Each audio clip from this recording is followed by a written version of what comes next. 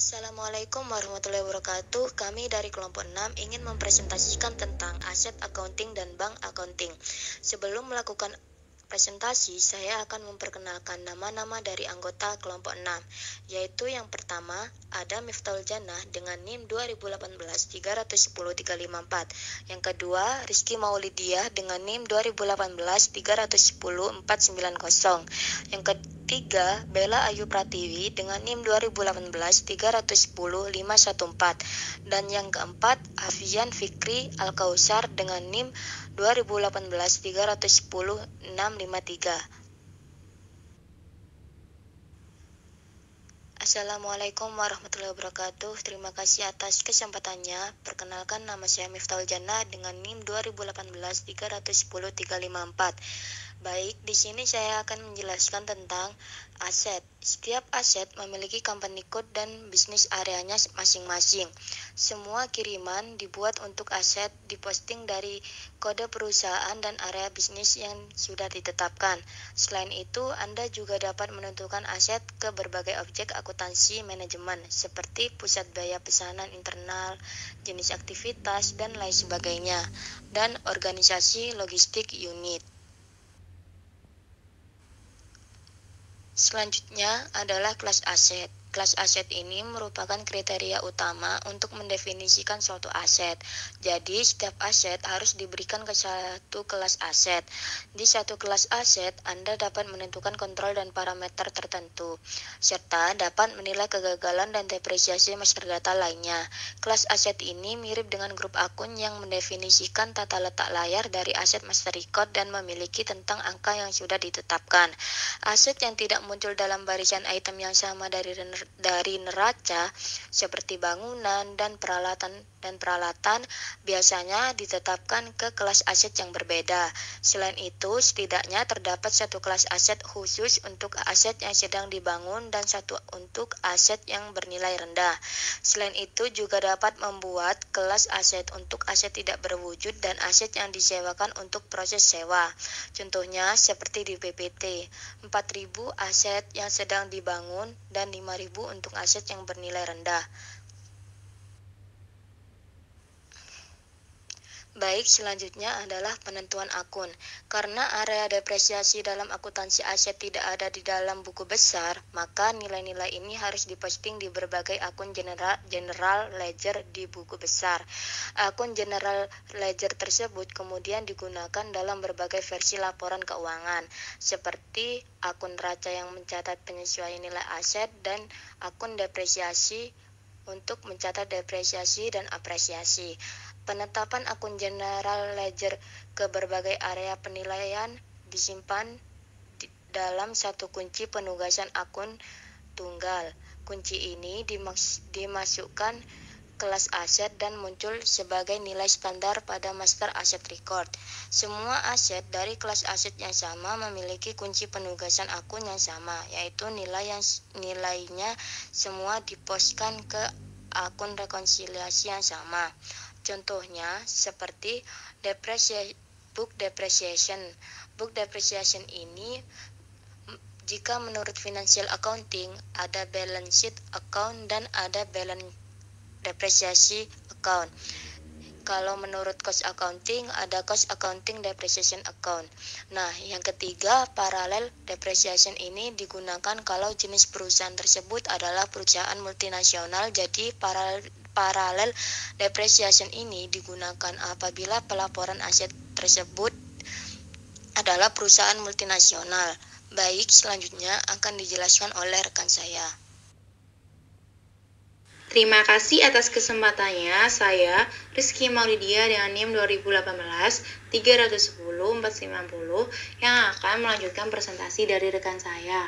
Di sini, yang pertama saya menjelaskan tentang tipe transaksi. Tipe transaksi yaitu tambahan untuk kunci posting aset 70 yang terletak di debit dan 75 yang terletak di kredit. Yang itu harus disertakan saat memposting ke akun aset. Transaksi itu jenis perlu dilakukan untuk akuntansi aset karena menentukan dengan tepat di mana aset tersebut memposting terdaftar di lembar sejarah aset. Jenis transaksi memiliki karakteristik pembeda dari berbagai aset postingan.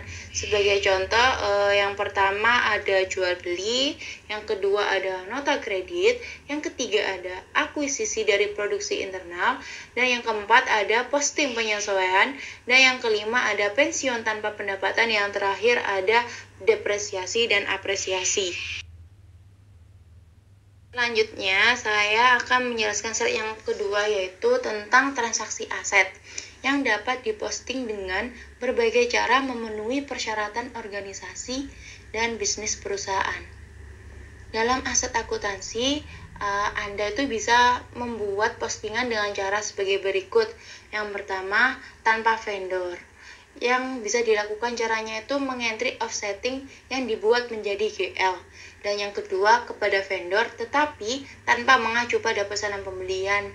Dan yang ketiga itu melalui manajemen bahan menggunakan fungsi pesanan pembelian, penerimaan barang dan tanda terima faktur saat memposting ke akun dua buku besar pembantu, yaitu ke aset dan ke vendor. Akun rekonsiliasi dari kedua buku besar pembantu harus diperbarui di buku besar. Selanjutnya, saya akan menjelaskan slide tentang lembar sejarah aset. Lembar sejarah aset sendiri yaitu evaluasi terpenting dan terlengkap yang tersedia untuk ditutup, seperti laporan keuangan. Laporan ini tuh diperlukan di negara tertentu. Oleh karena itu, versi standar file laporan adalah bagian dari ruang lingkup pengiriman. Jadi, mungkin saja untuk membuat banyak versi lembar sejarah aset, setiap versi lembar sejarah aset itu berisi berbagai pengelompokan lembar sejarah, seperti sebagai berikut. Yang pertama, nilai buku pada awal tahun fiskal. Yang kedua, akuisisi. Yang ketiga, pensiun. Yang keempat, posting penyesuaian. Dan yang kelima, depresiasi. Yang terakhir, ada nilai buku pada akhir tahun fiskal. Terima kasih. Selanjutnya, presentasi akan dilanjutkan oleh rekan saya.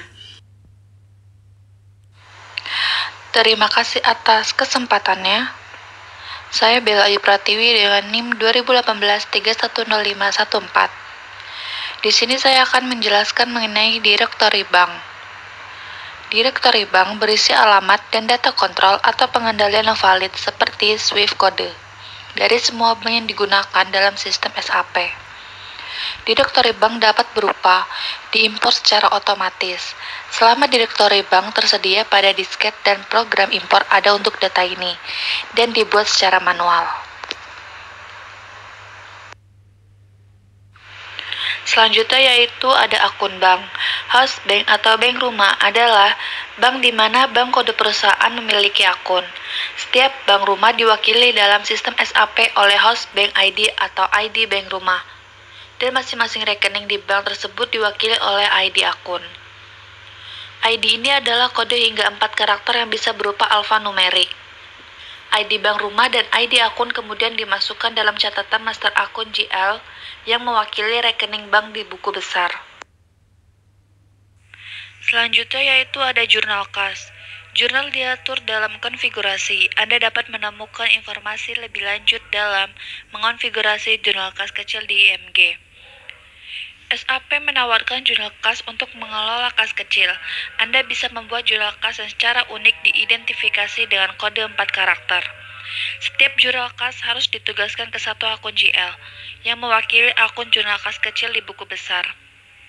Transaksi tunai disimpan secara terpisah di jurnal kas dan ditransfer secara berkala. Misalnya harian ke buku besar. Terima kasih, selanjutnya akan dijelaskan oleh rekan saya. Assalamualaikum warahmatullahi wabarakatuh. Terima kasih atas kesempatannya. Nama saya Hafian Fikra Kausar, 2018-310653, akan melanjutkan presentasi dari rekan saya, yaitu proses cek masuk. Pemrosesan cek masuk ditangani secara berbeda secara internasional. Kedua prosedur yang paling umum disajikan pada slide berdasarkan pada perusahaan ITES dengan kode 1000 untuk Jerman dan 3000 untuk Amerika Serikat. Di Jerman, pembayaran sering kali dilakukan dengan transfer bank. Di Amerika, pemeriksaan adalah metode yang paling umum untuk pembayaran. dengan jumlah cek yang masuk di Jerman adalah relatif kecil dan dapat ditangani oleh bagian akuntansi. Sedangkan di Amerika Serikat, banyak perusahaan menggunakan layanan bank khusus yang disebut dengan logbook. Ini membuat pemeriksa pemrosesan jauh lebih mudah. Di Jerman, cek dikirim langsung dari pelanggan ke ITS AG Departemen Akuntansi. Sedangkan Amerika Serikat, cek dikirim langsung dari pelanggan ke logbook perusahaan. Selanjutnya ada menyimpan cek. Proses penyetoran cek adalah sebagai berikut. Yang pertama, cek yang masuk dapat diproses secara manual atau dengan pemindai cek.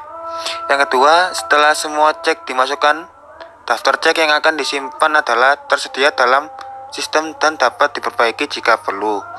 Yang ketiga, daftar cek deposit dapat dicetak dan dikirim ke bank bersama cek. Yang keempat, sesi input batch dilakukan dari daftar cek deposit dan harus diproses untuk membuat postingan terkait. Dan yang kelima, posting dapat diselesaikan secara langsung tanpa sesi input batch.